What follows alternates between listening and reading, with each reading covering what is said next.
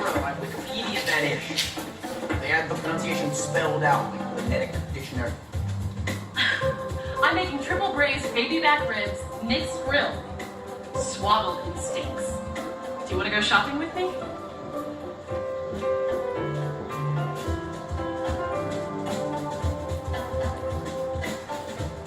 Yes. It's actually heartwarming how wholesome this scene is. This stranger makes Ezra Miller's character say the thing out loud and then gets into the good graces of his neighbor who does like OnlyFans content, but like cooking. It's weird, don't get me wrong, but it's wholesome.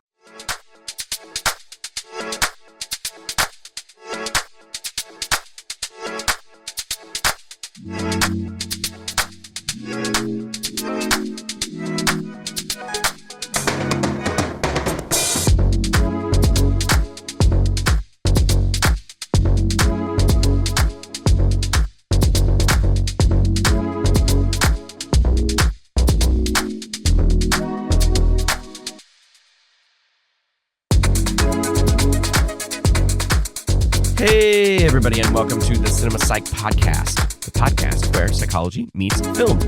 I'm your host, Dr. Alex Swan, and in this episode, we're going to go a little bit of a quirky comedy drama called City Island. You may not have heard of this. It came out in 2009, so it's 15 years old now, but it's got a pretty decent rating on IMDb. Lots of great actors in it. A young Ezra Miller, like, oh my goodness, what happened to him? That kind of thing. But yeah, let's talk about this one because there's some interesting psychological concepts and dynamics that happen in this movie. It is like I said, a comedy, dramedy, so to speak. You know, the things that are funny in life, but also a little bit of tragedy in life or conflict or things that bother us. That kind of drama, like just real family drama, right? So, of course, we're going to be talking family dynamics in this. The film's writer and director are Raymond de Felitta, wrote and directed this, so his film, we'll say. The film stars Andy Garcia as the patriarch of a family that lives on a tiny island off of Brooklyn called City Island, which has its own culture, as is described at the beginning of the film, that is different from the rest of New York City, but still New York, still very New Yorker. Andy Garcia plays Vince Rizzo. He is a prison guard, and his family is rounded out by Juliana Margulies, who plays his wife Joyce. His son, Vince Jr., like I said, played by a young Ezra Miller. Dominic Garcia plays his daughter, Vivian Rizzo. And we soon learn that a person at the prison is Vince's long-lost, unknown son, Tony, played by Stephen Strait.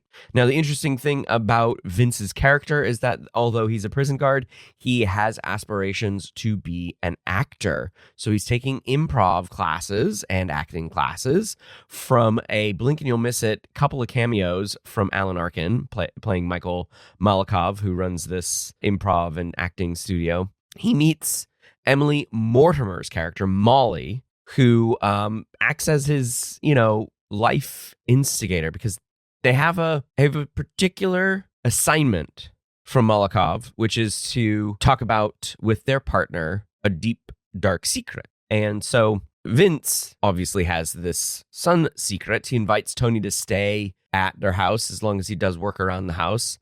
But each of the characters has something that they don't want anyone else in the family to know. Vince is embarrassed by his acting, and so he tells his wife that he's playing poker, and she doesn't like the fact that he's playing poker. So there's a lot of drama associated with secrets in this movie. So we're going to discuss that as well. Like I said, it's a little bit of a family drama, but there is, of course, the occasional comic relief. Most of the comic relief actually comes from Ezra Miller's character, Vince Jr. So, there's a little bit of interesting bits there. He's probably the least important character to the overall plot of the film. he just has a large woman fetish, and one of his neighbors, played by Carrie Baker Reynolds, Denise, does some OnlyFans content. This is like pre-OnlyFans, of course, but like does some paid internet content where she is scantily clad and just cooks in her kitchen, but they're across the street neighbors in City Island. So there's a lot of comic relief associated with that. There is some comic relief from, you might not know, but like Andy Garcia is actually a really funny dude. He plays comedy in a very deadpan and straight way, but like it's pretty enjoyable. And even though the film itself is considered a drama in many ways because of the family drama, so to speak, it does end on a high note. We'll just say there is a happy ending. So if this is your kind of movie where it's just like it's up and then down, it will end back up again, where everything is reconciled, resolved. It's one of those feel good movies, then kind of feel bad, and then you feel good about it again. So our guest today is going to help us navigate all of the drama with the family, and we'll sprinkle in some psych concepts throughout there. So without further ado, let's hop on a boat and head to City Island. My guest host today is Professor Kayla Sargent, a psychology professor at Kennesaw State University in Atlanta, Georgia. Her background is in clinical neuropsychology, and her teaching focuses on the intersections of perception and identity, specifically gender. In her free time, you can find her reading, playing guitar, traveling, we'll talk about that, and hanging with her wife and 5 kids. Goodness. Kayla, welcome to the show. Thanks so much, Alex. Happy to be here. I'm happy to have you on. So I want to sort of get us started with 2 topics. I mentioned the traveling. I want to get to that one second. But you are a professor at Kennesaw State. So how's your semester going? Spring break time, right? Spring break. Yeah, it's hard to complain about the semester when you're on break. So yeah, I enjoyed sleeping in a little bit today and giving my vocal cords a break. The semester's going great. I'm teaching a few sections of gender and some capstone courses and perception. And when you talk about perception as a course, is this like a sensation and perception course? Correct. Yeah. So from a neuroscience sort of standpoint, okay. Yep. But then you have like complete opposite with gender, right? I don't know. I mean, I think I would argue that the foundations of perception subsidize concepts of identity like gender. So okay, that's fair. In my perception course, we spend a lot of time looking at the applied components of perception, and that would include all sorts of things like the way that we differentiate identities. So that's part of why, if it was all brain and bodies, I might not be as interested. Oh, that's fair, right? That's 100% the reason why this podcast exists, because if it was all just thinking errors and cognitive biases, I don't know if I'd make it, right? I have to find something else to supplement that, which is the film aspect. Very cool. So how many courses was that? Was that 4? 4, 5? Alex, it's 5 this semester. It's 5. This will be my last semester for the foreseeable future ever teaching 5. Have you done it before? Yes, a couple times. Okay. But this will be the last. So I did 5. I'm excited. I did 5 for the first time a few years ago, and it was my first time, and I was like, it's my last time.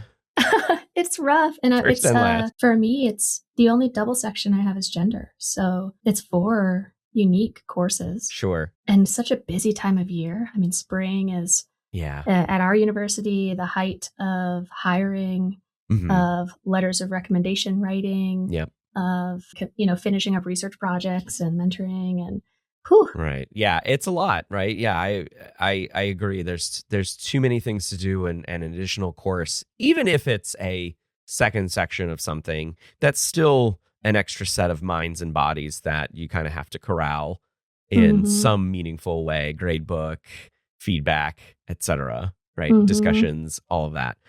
It is more work, even if it's the same content, for sure.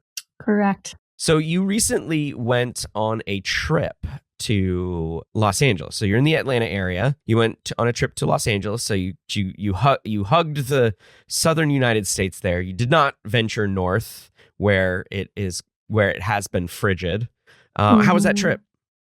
It was fantastic. And I actually was traveling this past weekend as well. So I've been hopping around quite a bit. But my trip to LA was incredible. I had just a fantastic time reuniting with some buddies from my cohort in graduate school. Mm-hmm. And we've kind of ended up in different places. One of my friends is here in Atlanta with me, but she had been away from Atlanta for several years and has just now returned.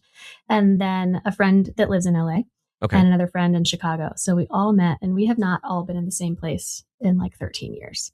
So, Wow. I won't get into the details of our trip because this is a show for the youth, I'm told. But we really had a great time. It was so fun. So nice to we were all away from our kids for the weekend. And there was a lot of hanging out, being lazy, catching up. Excellent. So I'm from Los Angeles.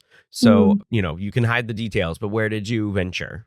So my friend's beach condo is right kind of across the boardwalk from Redondo Beach. Wow. Excellent. Excellent. So we were able, you can just cross the street and be at the beach. That's awesome. So we hung out in Redondo Beach. We went up to Manhattan Beach a few times. Okay. I had never been to LA. I've been all over California and other areas, but this was my first time in LA. So the first thing I did was go to In-N-Out after the airport. Excellent. And wait for my friends to arrive. As a vegetarian, not a super thrilling experience, but I'm glad I did it. You at least got the experience of going to this important place. Exactly. Yeah. And I wouldn't have traded that for the world. So excellent.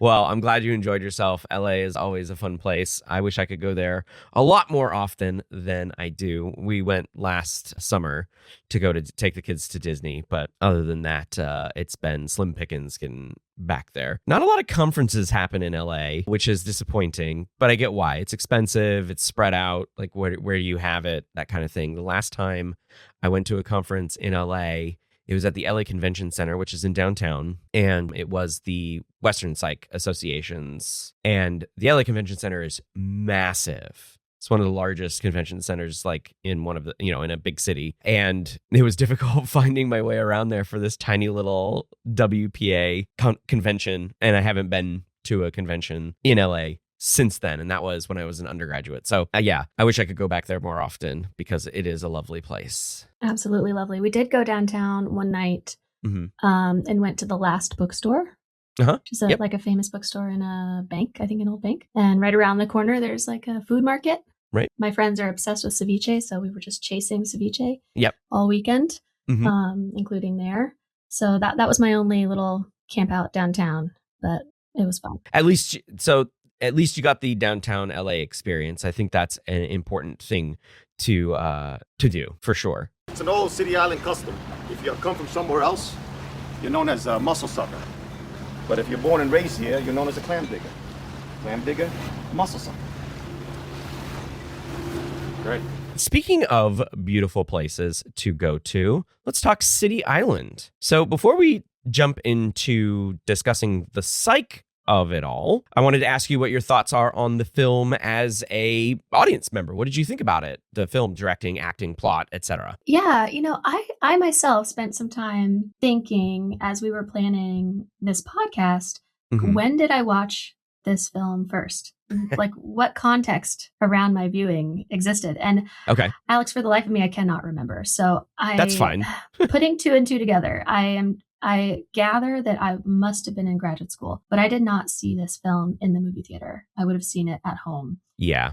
And I don't know why. I don't remember what was going on, but I do remember at the time having been in clinical training, lots of supervision and kind of learning clinical theory and working with clients and having a supervision session that summarized Brene Brown's TED Talk on vulnerability and shame. Okay. And I think that this film, I must have seen it around the same time because it kind of connected the dots for me in a way around those concepts. And I don't, I'm not like a Brene Brown fan. I haven't read any of her books and I don't follow her since, but I think that like those things coexisted at the same time at a point when she became viral for those concepts in popular media. Okay. And it gripped me there. And what I liked about the film might have started there, but what's persisted, what's maintained the film's integrity for me as a really enjoyable film is that there's not a lot of wasted space. First of all, it moves quickly. Yeah, it's a very it stays tight rolling. hour 40. Right. It doesn't feel like you're waiting. And I feel like there's so much life in it. There's so much regular life, regular interactions, regular cringe, regular love, regular family conflict that we can all kind of envision either in our own family systems or in family systems we are associated with. And I love a film like that. I love a film that holds up a mirror to who we actually are and not kind of an idealized version of ourselves, and can couch the and instead of the or, with like love and compassion. Like, these are imperfect people and they love each other and they're not doing things right and they love each other and it's going to be okay. So I think those kinds of messages really stick with me. And that's why I keep going back to the film. And when I'm hanging out with someone, I know almost without a doubt they haven't seen it. So it's an easy film to be like, have you seen City Island? When we're looking for something to watch. And I've never shown it to someone and they weren't like, oh my gosh, that was quietly great. So do you own the DVD of it? I don't have the DVD. I own it on like my Apple account. Oh, okay. So you have a digital copy of it, so you can show it whenever the occasion arises. Okay, very good. Sure. Yeah, it's available currently on Prime, and that's how I was able to watch it for, well, not for free because I pay for Prime, but that's how I consumed it. And much like many of the people that you encounter who haven't seen it, I had not seen it. I had not heard of it. It's a 15-year-old movie. 2009 seems like long time ago, and it is definitely a product of its time as well. There's a lot of stuff in there that is timeless, but is also very couched in the time, especially the Vince Jr. Ezra Miller stuff with the online porn sites, and more specifically like the self-subscribing OnlyFans content that he gets on. It's her own website, right, that she charges access to. Now that would probably be something you would find through OnlyFans, but like, yes. And he swipes his mom's credit card and she probably doesn't even get a text alert about it. No, because they all have dumb phones. Yep.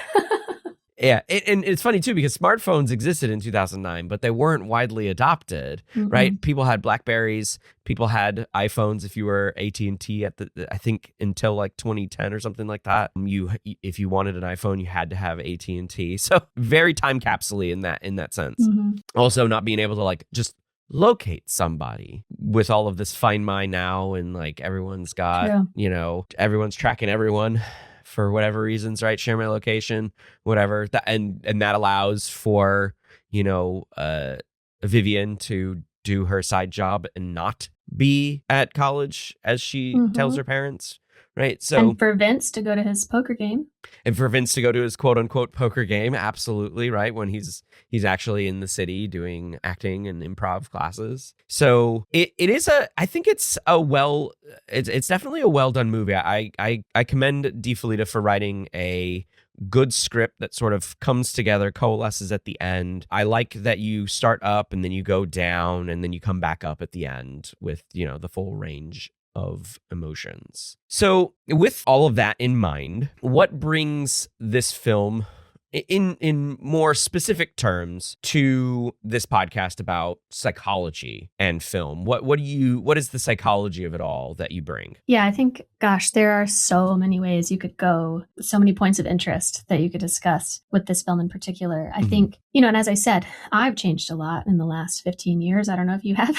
Yeah, I'm pretty sure I have. So how I would have answered that, developmentally, it probably would change. And today I sit really, really focused in a seat of like sex and gender based analyses. I spend a lot of time reading from that perspective and teaching and working with student researchers. And so that is at the forefront of my mind when I watch City Island today. And so then the psychology of that, like how are we predicting and influencing behavior around gender in this film, feels really, really salient to me. I see gender in every scene, and I couldn't help but see it that way when I rewatched last week. It felt so salient, specifically the ways in which and maybe you would disagree, I don't know, but the film really highlights the role and the functioning of secrets and lies, and like how is that impacting the family system, or how is the family system creating that and then maintaining it. And certainly psychology is really interested in the family system, and lies, can play a big role in how a family system functions. But when I zoom in on it and I look at individual lives, I see gender really brightly. For example, why is Vince lying about going to acting class? Yeah. And he has to say, I'm going to a poker game with my boys. Right. Right? Tell me gender isn't a part of that. I dare you.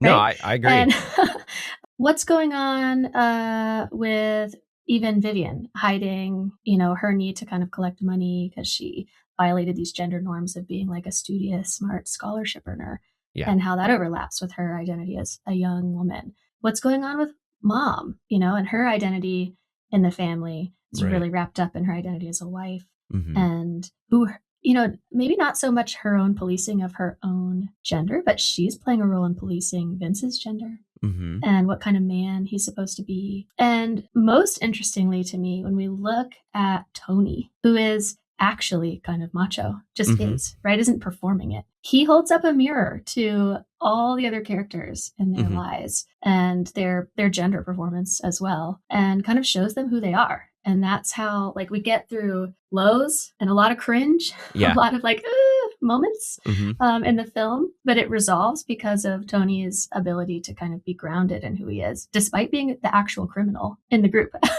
Right. Despite being the one who has made the most errors in his life up to that point, or socially constructed errors, right? Yeah, they've all made really big errors, but the ones that are criminalized, Tony has made. Sure, but he maybe is a more genuine and forthright person, despite that. Yeah, which is a really interesting kind of dichotomy, I think, that the film explores. I was thinking this, being a Saturday night and all, and Vivian's here, why don't we have a big home-cooked dinner tonight? Big, nice, and big. Yeah, sure. Like I do every Saturday night. Yeah, but something special. Like for a real special occasion, something special, something nice. Well, balloons or something? No, I don't want balloons or something. I'm just saying something nice. When don't I make it nice? Make something nicer! Make it yourself! The great communicator.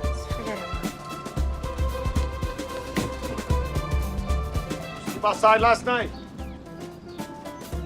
No. I did heroin with a bunch of prostitutes at the Plaza Hotel. I'm thinking of becoming a pimp. Good. I'll see you later.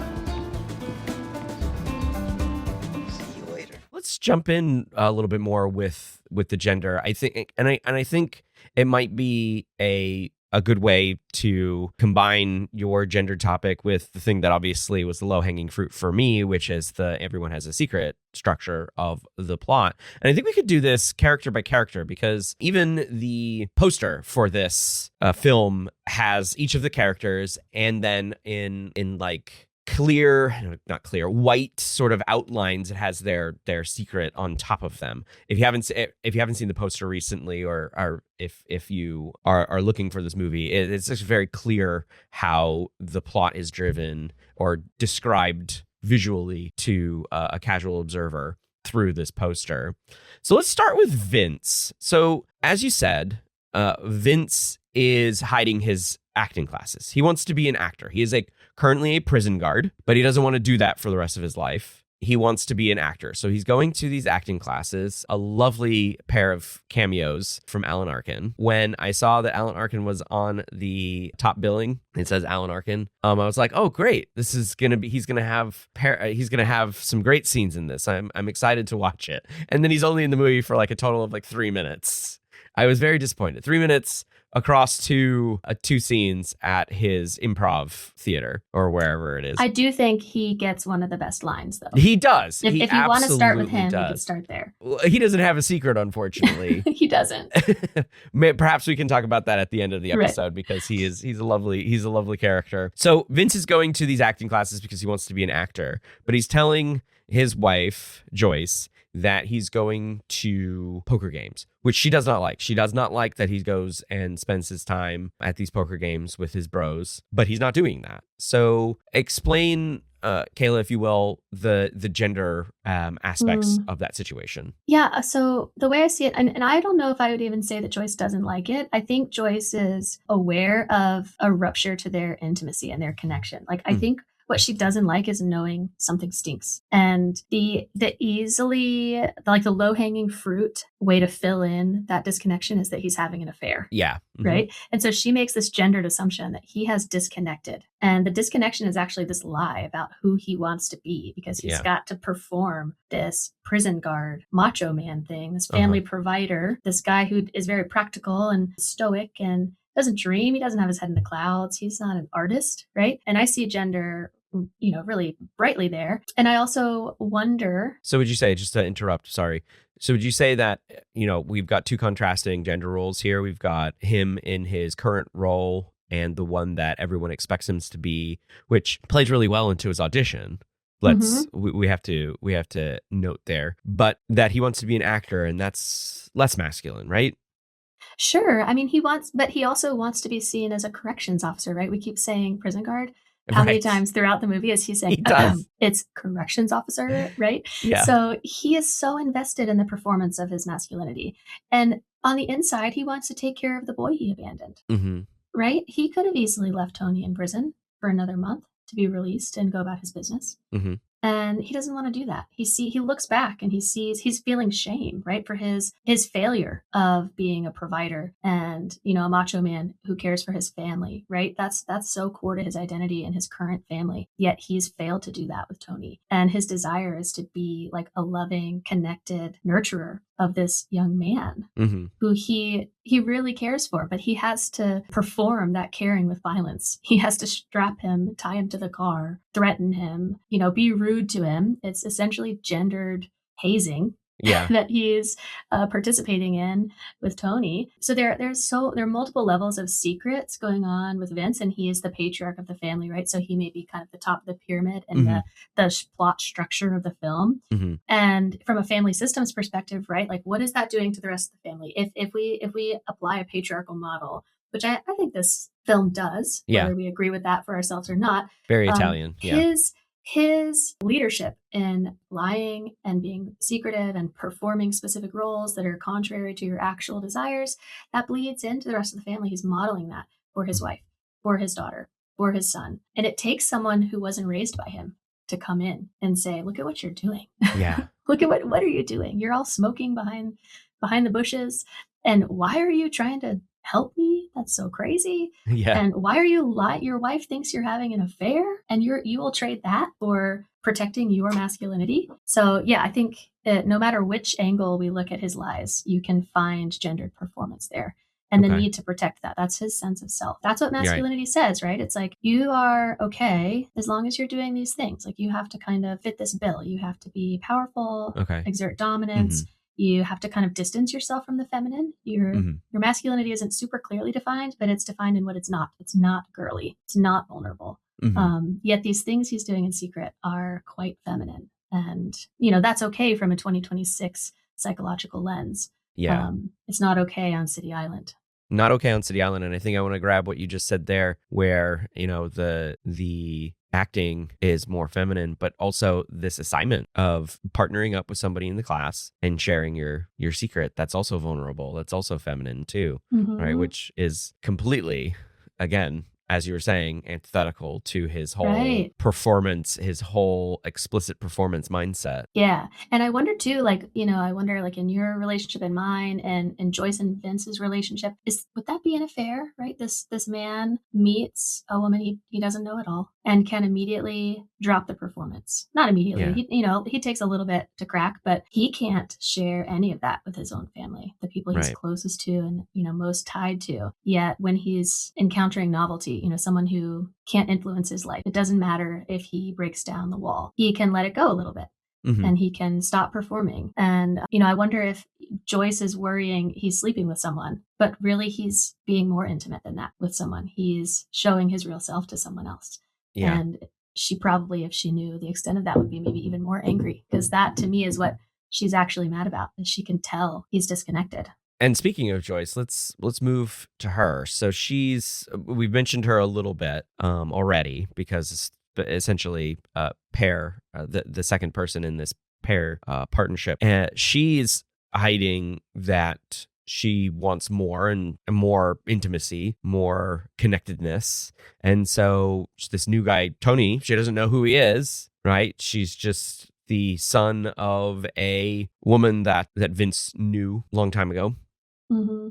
Right? Only Vince knows that Tony is his son. And she tries to, kiss him, but she's also spending a lot more time with him. She's also engaging in more intimate discussion. She smokes in front of him, as you said. So what are the gendered aspects to Joyce's secrets? Yeah, I wonder if we kind of back up to the beginning, first, one of my favorite scenes is that argument over dinner when Tony comes home. And the lead up to that is Vince knows what he's going to do, right? He kind of has this plan that he's going to bring this kid home. Yeah. And he tells Joyce, hey, let's have a nice dinner, and she's like, what the hell? When is it never, or when is it, not nice for you? What do you mean? Right. Like the minute he says, let's have a nice dinner, she hears that in a gendered way. I am not doing my duty of providing dinner for you in a good enough way. I'm not good enough for you. I'm not a good enough wife. And they're kind of Italian New York scripts that they're engaging in involve like nitpicking and harassing back and forth and escalating, right? And not all families are like that, but this kind of culture, stereotypically is, particularly as portrayed in films, right? So they just escalate higher and higher and higher. And you can see the seed of it starts with this like gendered insult. It's this, I'm not doing my job right? You need it nicer. And so I see the seed of it there. And then she's made this dinner. He's come home. He hasn't shared with her what he's doing. Everyone's confused, right? The conflict between them escalates from like a seed of conflict that is inherently tied to gender. And then because she's making assumptions, right? They're so disconnected and they're reaching to lies and trying to avoid shame immediately. She makes assumptions about what he's doing. And then that just feeds her pre-existing belief that she's not good enough. She's not a good enough wife for him. He's not attracted to her anymore. Right. He's looking at something else. She doesn't know what, but she's assuming it's got to be another woman. And I guess it is in some ways if we're talking about his interest in kind of collaborating with Molly. And so that grows, right? And the assumptions that she fills in with her knowledge gaps are totally satiated with gender. It's he's cheating on me. I'm not good enough. He doesn't want me. And she says that to him at the conclusion, right? She's like, I thought you didn't want me anymore. I thought, and he adores her, right? Yeah. He's terrified of her, which he admits, but he does adore her. There's not a part of him that's like repulsed by her. Yeah. Exactly. And, their nagging of each other is couched in love. It might feel abrasive to other cultures. New Yorkers, I guess. It's really not, in this culture. And so I find gender in those moments of like the seeds of doubt that are sown in her that grow and grow and grow, have a very gendered flavor to them. And the assumptions she makes about him are really tied up in his masculinity. So like what kind of man she wants him to be, what kind of father she wants him to be. Sure. Okay.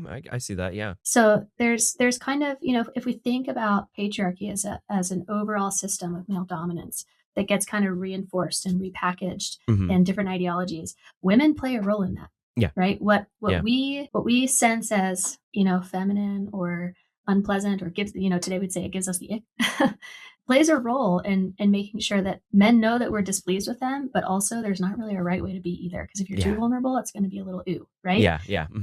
So she's playing a role in that too, where he's wondering, can she handle me not being this macho corrections officer? This patriarch of our family. And he's not sure, and maybe she's not sure either. Maybe there's a part of her that would feel like, what is my, this is not provider mentality, going out and chasing your dreams. That maybe would test their connection and intimacy. We we'll never know what the outcome of that would have been, because that's not how the story unfolded. Right.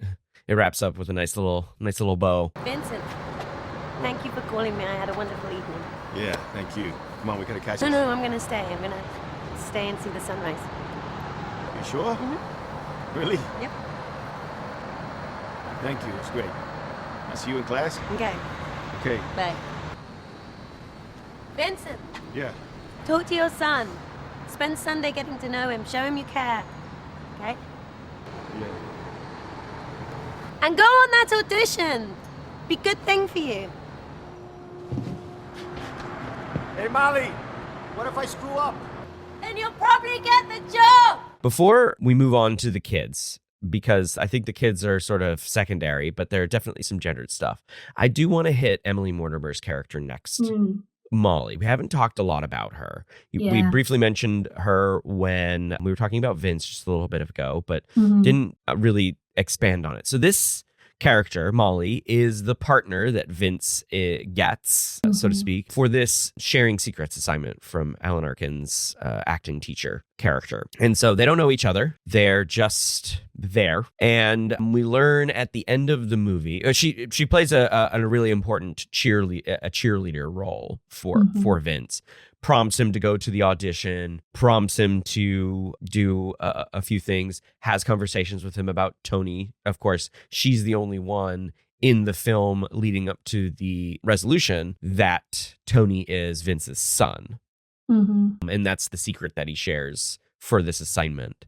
And they sort of, it's one-sided throughout the most of the film, but then we learn at the end of the movie that her secret is that she's in New York City, but her children and husband are in Schenectady. Schenectady? Yeah. Yeah. Mhm. And she essentially just abandoned them to try something different in her life. But at the end Yeah. of the movie, she is nowhere to be found and is uncontactable. Mhm. So the viewer is left to wonder, oh, did she take that as a sign to head back up to Schenectady? Mhm. And I'm hopeful that is the case. But what are the gendered aspects of Molly's situation? Yeah, I think Molly's context in this film may be the sharpest Mhm. for gender analysis in some ways. I won't speak for you, but for me, I think this character was brilliantly acted because I found her so unpleasant. And I think it was by design. I think they casted she this was role, a bit abrasive. yeah, really well. And I don't abrasive. I think for me, Obnoxious, it was more maybe? very performative. Okay. Like you could tell she's using like a very feminine vocal fry, and kind of like her mannerisms are very reactive, and it gives me it reminds me of like interacting with a 4-year-old trying to impress you, right? Like just the dial on it is turned way up, and you learn by the end of the film why she's so performative. I'm not sure that her accent is even real. Well, it's funny that you say that because Emily Mortimer is British. And so Mhm. Molly, throughout the film, has a British accent, Mhm. is talking to Vince with a British accent. And then when she finally gives up the secret about her husband and 2 kids, she then goes into an American accent. Mhm. So Yeah. I think it's funny that you pinpoint the Yeah. accent there because, it's Right. And I know her accent in real life, and it's not that. So she was doing Sure. like an exacerbated fake British accent. Yes, there you go. She was doing what an American would try to emulate. Exactly. It gives Moaning Myrtle vibes. It's just like kind of hard to watch. So there's something about it. I think when she's first introduced, you're just kind of like, maybe if you haven't seen the film, I think when I first watched it, I would have reached for she's into him. I would have had a gendered lens into she's like flirting with him, and it's a little cringy, but she's not, right? What she's reacting to is like she's performing, and she sees this man he gets a callback right away. He's also reaching to reunite with a son. She's just left her family to maybe remediate some trauma we don't know about, and to pursue some individuation. Maybe she's been totally consumed by motherhood, consumed by parenting, or her partnership is, not going well. There, all sorts of reasons she could have validly needed a break or had a bit of a crash out. But she's seeing this guy do these things that cause a lot of shame for her. He's reconnecting. He's getting roles. It's working for him. And she's been around. She's abandoned her family, and it's not working for her. Yeah. And so I think as the plot plays out, there are more and more layers of the onion that are peeled back for her that say, you're in the wrong place. Yeah. Right.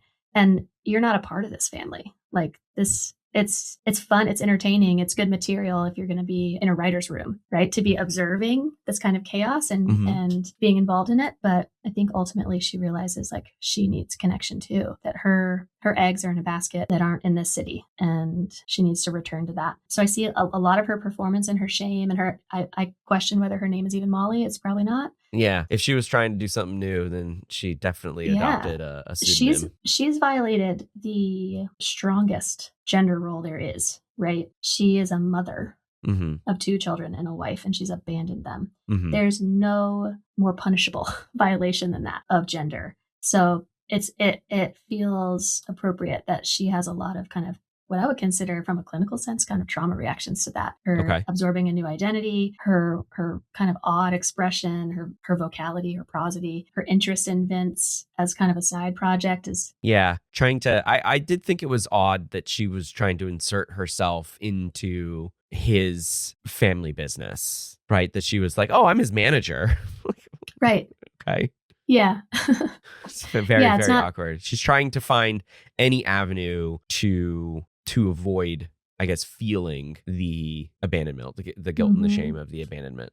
So that's Molly. I think there's definitely a lot hiding with Molly. I'm sure we could do an entire episode about Emily Mortimer's character. I think well acted, because to have to go from an the characterization, right?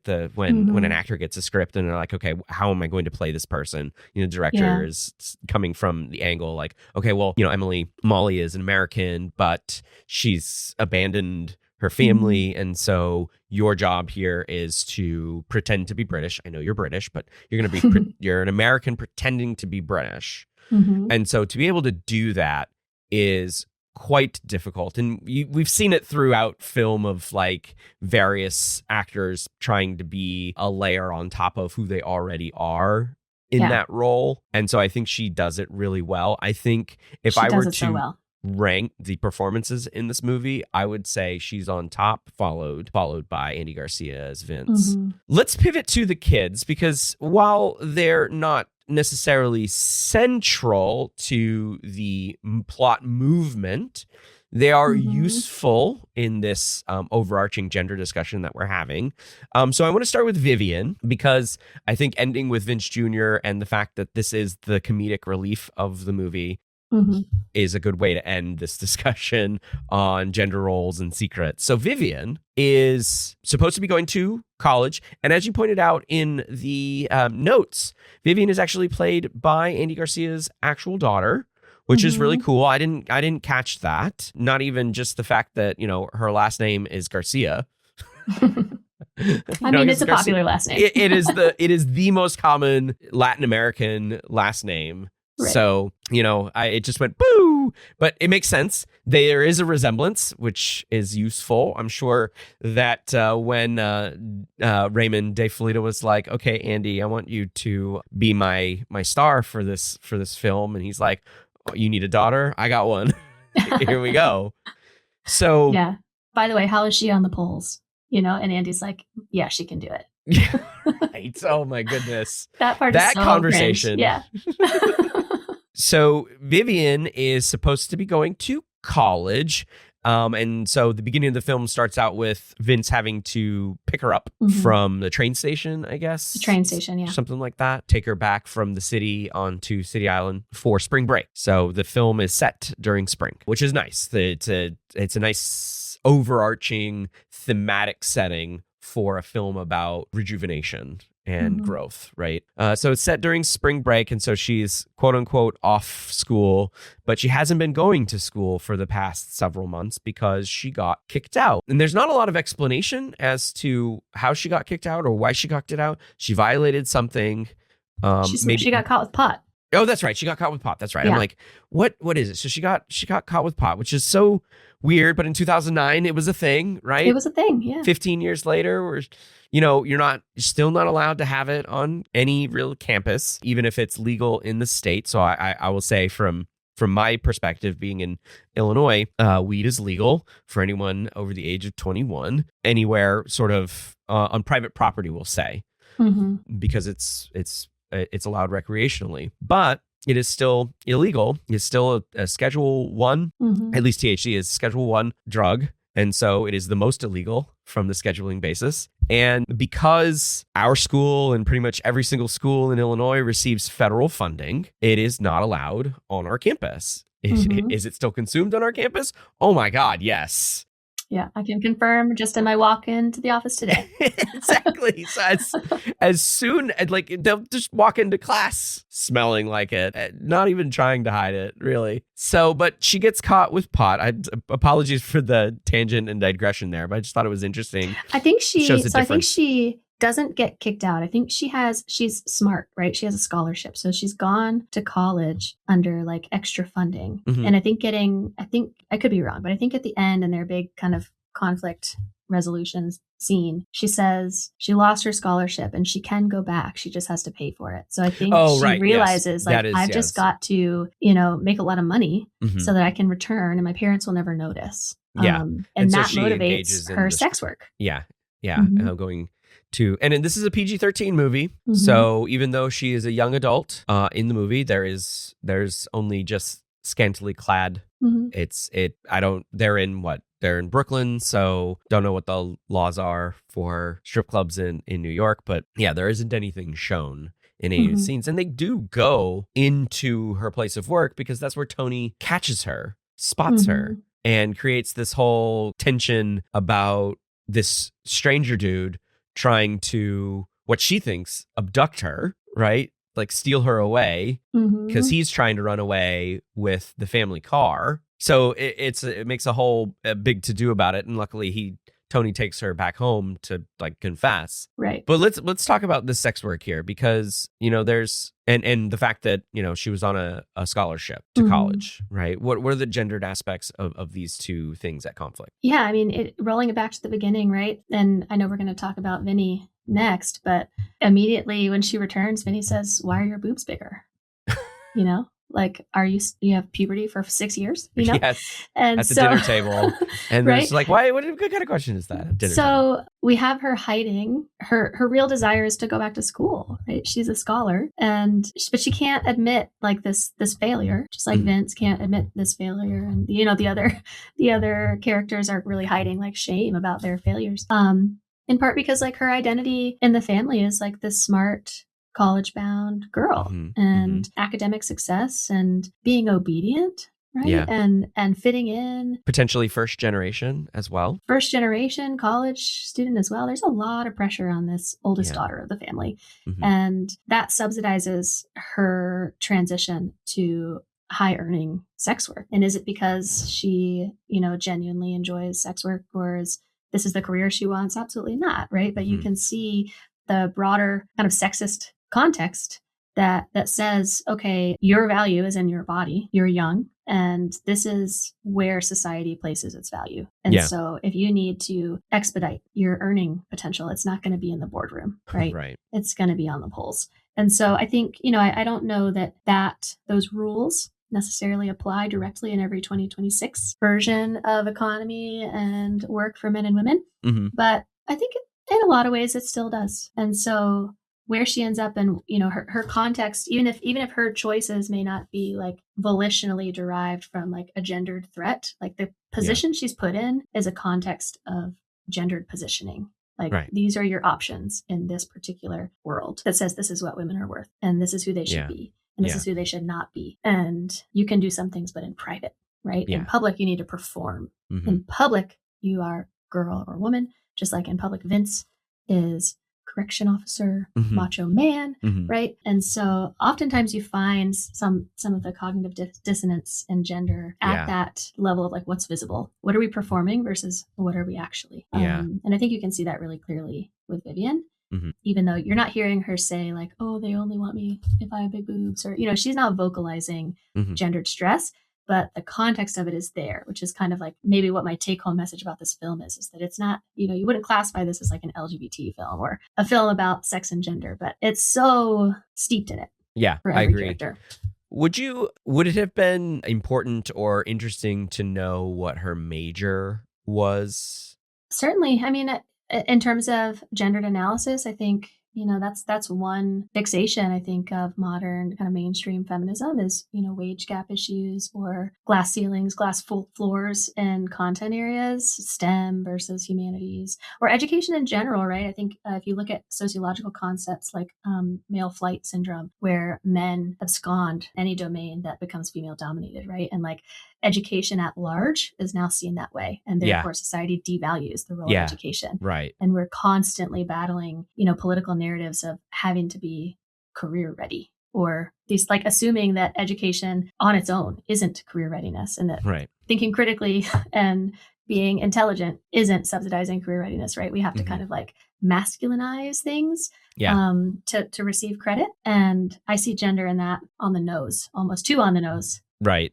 I was a little bummed that we did not learn what she was majoring in to be able to compare it to what she not only had to give up for the time being because she was away from school at that moment, right? It sounds like that she was able to do maybe at least a year before she got caught and then kicked out if it's spring break, unless it was just like the first semester and she got caught with weed. Yeah, I don't think we know the details. Yeah. But I think your question is really important because this is something I'd never thought about. But what would it have been if she had been like a women's studies major? Yeah, right. And then made the sacrifice versus like early childhood education. She's trying to go be a kindergarten teacher versus she's doing computer science. Yeah. Or she's trying to get a business degree. Like the positionality of that produces a different type of gendered conflict in all of those scenarios. Yeah, in this context, it struck me as important information that we didn't get. And maybe De Filita didn't think that it would have been useful to the overall story. As you said, as we mentioned at the beginning of our conversation, this was a very tight, well-paced movie that kind of doesn't leave anything hanging. And so maybe that just didn't hit him in the same way as, you and I would consider that piece of information being helpful to her own inner conflict, her own secret keeping. Now I'm rewriting a scene where mom is on the phone. She's talking to her sister in Manhattan, and she's like bragging about Vivian and her women's studies, scholarship. Exactly. And she's going to go be a professor of women's studies. And she studies sexual violence and objectification, or, just a little blip. And then she studies the macroeconomy. She studies the macroeconomy of sex work. Right. Exactly. Yeah. It would have been quite interesting. And then, Joyce saying, I don't know what any of that means, but I'm very happy for her. I'm very happy for her. She's so brilliant, right? Yeah. Yes. Very good. We'll have to send our notes in to the director for the remake. For the sequel. Oh, hey Cheryl. You want to do something? I'm not going to class. Like what? I don't know. Feed you some donuts. Feed me donuts? Oh, nice. Just make a fat joke, creep. Oh, baby, you know you like your girls big. This is the home of... Hi, I'm Denise, and I'm a proud BBW. That's Big Beautiful Woman for those of you new to this. I'm 5'8", 350 pounds, and I think eating and being a sexy woman is the sexiest thing in the world. If you join my club, you'll get 24-hour access to a live view of my kitchen, where I spend most of my time when I'm not working. Last kid, Vinny Jr., or Vince Jr., Vinny, as he's sometimes referred to in the movie, is played by Ezra Miller. And, despite Ezra Miller's interesting recent, we'll say, decade. This is pre-problematic Ezra Miller. Yeah, pre-problematic Ezra Miller. So the character is what appears to be a couple of years younger than his sister. So high school, late high school, junior, senior, maybe something like that. And as I said, he functions as the comedic relief for the vast majority of the comedic relief. Not to say that he's the only one that does funny things. The scenes that he's in, he I think steals a lot of it. And that's his role in pretty much everything he does. He's well casted in that role. Yes, absolutely. And in anything he's in, it's like the casting directors want someone who's going to do that. Yeah, do that sort of awkward humor, I think is what it comes down to. But Vince Jr. is hiding a significant amount of pornography usage. 2009 level access to pornography using the internet. That's still, obviously the internet exists and allows for access, but not as sort of centralized as it is 15 years on, where there's a couple of major sites that we all make fun of, and then just creator-based OnlyFans. But what he finds is a particular fetish site that he follows to find his neighbor, his across the street neighbor, Denise, who does erotic cooking, is what I'll call it, where she cooks various things. She's a large woman. She cooks various things, and she doesn't do it naked, though. From what we can tell, obviously, like I said, this is a PG-13 movie.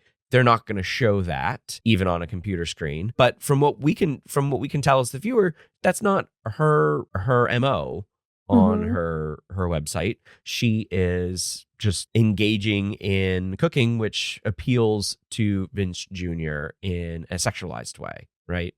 So what are some of the gendered aspects of his porn usage, this particular fetish that he has? And then ultimately, he befriends her because he uses her secret word on accident, which I think is a very funny scene. Botero. Tony forces him to. Tony forces him to. Him. But, he knows that they're across the street neighbors. And it's just like, let's make a connection happen, shall we? I like that Tony did that. And Tony kind of does that for everyone, right? He does. He's the one who intervenes. It could have backfired, though. I think it could have been... Yeah. Had it not been a film, it could have been very, very strange. Considering that in an earlier scene, Vinny is trying to look through her window on top of her trash cans, falls, makes a ruckus, and has to run away.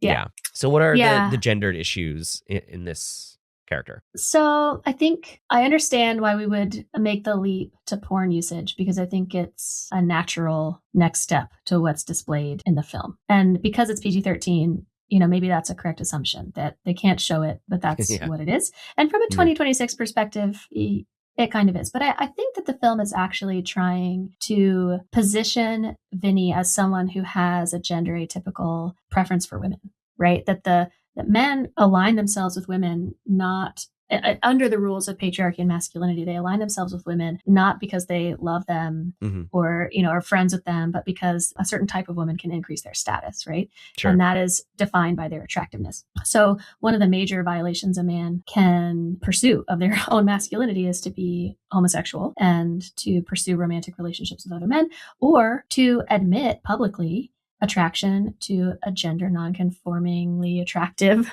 woman, right?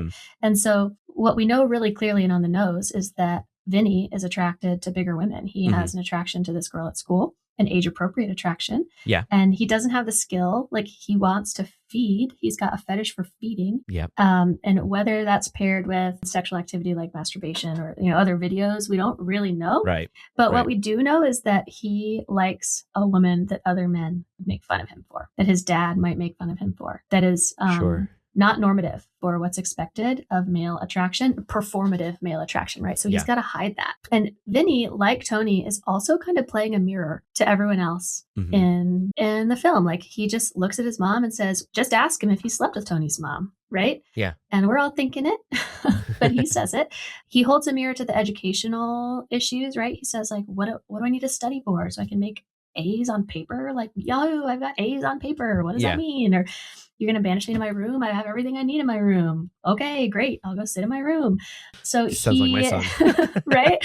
Yeah. So his hiding, I think, is really uniquely about gender because he's someone who doesn't care. But the thing he hides is his violation of masculinity, his interest in bigger women. Yeah. And I don't know that he's necessarily I think porn use is not a violation of masculinity. No, it's not. I don't know that I don't know if the illicit nature of what this kind of access could be is the gender violation. It's actually that he is that's what interested in a large woman. And he's interested in this girl at school, and he doesn't know masculinity and patriarchy give you a script for accessing appropriate women, right? How do you flirt with the popular girl or the cheerleader, or what are these heterosexual scripts that you engage in that alert and signal interest? And his interest is feeding bigger women, or maybe even just feeding in general. Maybe he's not even interested in bigger women. He's he's a fetish for feeding, and that overlaps. That's correlated with bigger women.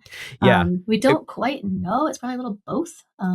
With the schoolmate, the school crush, our first interaction with the two of them at school, he doesn't, he's very awkward with her, and he doesn't use the right thing. He comes off a little aloof and maybe a bit sarcastic in his tone and everything. And so she takes it, and he's using he's using phrases that he's probably heard from these sites, and all that does, and the way that he says it, right? So not just the words that he says, but the way that he says it, the two of those things combined hit this girl as he's making fun of her weight.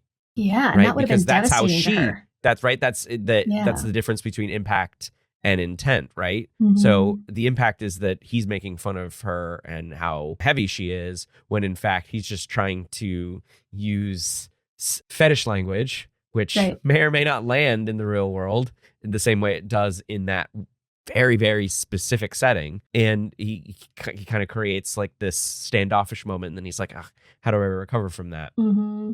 Yeah, and he's not aware of the way in which, like, he's clearly aware that his interest is atypical and that he needs to hide it. But he's not aware of the fact that you ask an overweight girl or woman if she wants to go eat donuts. Yeah. 9 times out of 10, when she hears something like that in her life, she's being harassed and insulted by other people. Right. And so he is like valuing this thing. He sees her as beautiful. He wants her. He wants to get to know her. And she can't see that in a genuine way because her atypical body, her larger body, is so pathologized in culture. She would have had, just nonstop chronic insult and being ignored and being chastised and assumptions made about her and comments made about her whole life. And he tries to use one as a foot in the door.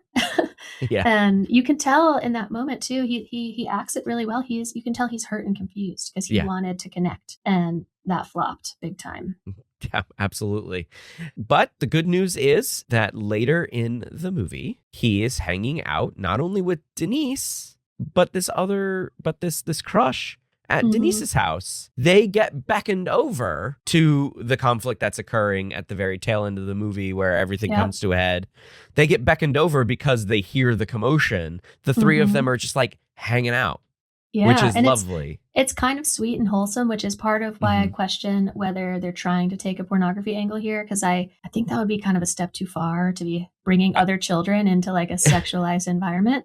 But I also think it's a natural assumption in terms of, fetish culture and what they're hinting at. I think the pornography comes from the fact that, like, it sort of fits the umbrella kind of thing, right? Where it's not necessarily nakedness that makes it pornography, or it's not necessarily sex that makes it pornography, but rather, and if you back up and think about sexualization. How he's using the information currently may be very different from how most of her other clients are using it, right? So she may need to. So we see that now with like ASMR and other content creation that isn't like explicitly sexual, but is in the way that it's used. In the way that it's used, yes. And the way that he goes about it on the computer and the way that he explores it, clicks on links and does all of that. You get to these sites not by knowing exactly where they are, but by following, going down rabbit holes, we'll say. Right. He's in some kind of community. Yes, he is in some. He's on a Reddit thread somewhere. So I think, and I think that fits overarchingly with, and I think Dave Filita does a good job of like steering, steering the plot in such a way, as you were just saying, with like not having minors be involved in like explicit pornography, but rather the ways in which that it is approached in the film do fit an adolescent's exploration of this kind of stuff in secret and hiding, right, by themselves. Wait a minute. Why did you need to pause there? What were all those pauses for? What were they? What do you mean? I mean, you said 2 lines, and I counted 4 pauses in 2 lines. Why do you need a pause before you say what? Oh, he's stalling for time. Why? I mean, does he love her or does he not love her? Yeah, he does love her. So what the hell you need a pause for? Listen. We have to call a moratorium on pauses. 5 years of my life has gone out the window listening to pauses in this room. I can't do it anymore. So we gotta cut out the pauses. In 2,000 years of theater history, you never find anybody pausing. Nobody paused. They either talked or they listened. They did their acting while they were talking. All of a sudden, Marlon Brando comes into the picture about 45, 50 years ago, and everybody says, oh my God, the man is a genius. Did you see him thinking? Did you see Brando in the Fugitive kind? Anybody see that? You saw it. Okay, somebody asked Randall what his name is. He's got to think about it. Why? Why does he have to think about that? It takes him a half an hour to get back to the guy. It's not acting, and it's not thinking. It's just bullshit. No more pauses. If you want to think in the privacy of your own home. Otherwise, very nice work. Very good.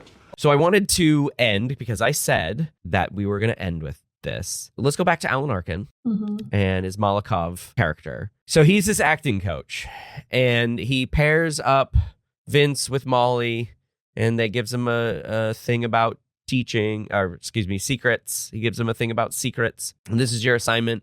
And then I want you to act these when we come back, for the next class. But when we see a few other pairs do their acting, there's and correct me if I'm wrong, but including Vince as well, there's a lot of pausing, right? Acting is about pausing, right? And so what does Malikov say to his class? He gets a great opening speech kind of at the top of this movie, which I think really introduces where the movie is going. He says, we have to put a moratorium on pauses. And he kind of eviscerates this student in his class for the nonsensical pausing. But I love that introduction. I love, we can sit here and dissect the gender roles and the family systems theory and the cognitive dissonance of this film from a psychological lens. But I think of the perspective of a filmmaker, right? Of someone who's in art and acting. And what is the function of that pause? Yeah. And I found myself upon rewatch last week, seeing really clearly what a pause could be from a psychological lens. And like that pause is where there's time for shame to creep in. There's time for like, if this is what I want to do, this is my reaction. And this is what gender says about what I should do. Right. And this is where you have time to kind of not be a risk taker or be creative, but be pivot into like a failure prevention mindset. What do I want to do in the context of what other people think of me? Mm-hmm. How do I want to perform rather than how do I want to be? And that kind of underlies all the lies and secrets throughout the whole film. It's just, where are people pausing and recalibrating what they should be doing from a socially constructed lens rather than just being, just connecting. I say to my students a lot, when we're talking colloquially about gendered constructs, it's like, if you oink like a pig and you're a duck, who are you attracting, right? The pigs are going to come a-snorting at you. And that might be great because like maybe you get a higher status for being a pig than a duck. But at the end of the day, you're going home a duck. Yeah. With a pig, and you should have been quacking. And the pause is where like that quack turns into an oink, and it shouldn't have. And I wondered too about, acting as a process of vulnerability, acting as a process of like, trying to access parts of yourself that you can't always perform in your real life. And I wondered, is therapy similar? Oh, from a psychological lens? Like, is therapy a place to explore that pause, to recalibrate your pause? Okay. And I also kind of thought about here Molly's role and the role of novelty of someone new being uniquely able to cut through the fat of that pause. Like, do we pause because we're connected and we're so worried about impression management? And when we're, is this how like actual affairs take hold? Because there's something about novelty that can just burst you open and get rid of a pause. So like, what are the avenues this film is exploring in terms of breaking through the pause? I think art is one thing the film is interested in exploring, and acting. We're interested in like applied psychology, right? So we might talk about therapy and like social psychological principles and things like that. But then relationally, I'm wondering too about just meeting new people. Like, what is the role of being around other people in kind of practicing, and hopefully not a disruptive way, not having affairs, but being able to practice this really important life skill of being who you are. Yeah, I like that. Unconstricted. I like that. So yeah, Alan Arkin's moratorium on pauses. I think we can tattoo on ourselves. And it's a funny oxymoron itself, right? Because a moratorium is a pause. Moratorium. Yeah. Pause your pauses, people. Pause the pauses. All right. I love that. We need more Alan Arkin in everything. So I try to catch as much. And I just watched a analysis of a film that I think is going to be on the podcast soon, Gattaca. And I totally forgot Alan Arkin was in that movie too. Is that the Ethan Hawke? Yeah, Ethan Hawke, Jude Law, Uma Thurman. Yes, that I want that to be on the show in the year 2026 for sure. I completely forgot about it, but it is such a good one. What about Little Miss Sunshine? And that one too.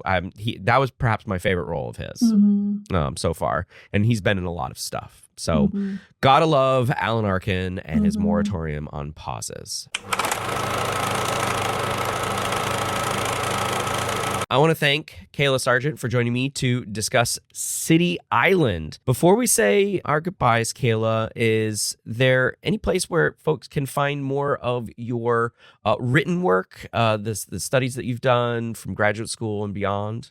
Yeah, I mean, Google Scholar is always a place Google to Scholar, love it. Type in a name, and you can find me here in the Atlanta area at Kennesaw State University if anyone wants to become a fighting owl. Ooh, fighting owls, interesting. I'd love to have you, hooty hoo. Well, perfect. I will let folks find you at Kennesaw, and I want to thank you again, Kayla, for joining me. Thank you, Alex. It was a pleasure. And that's going to do it for this episode. Until the next one, thanks for listening.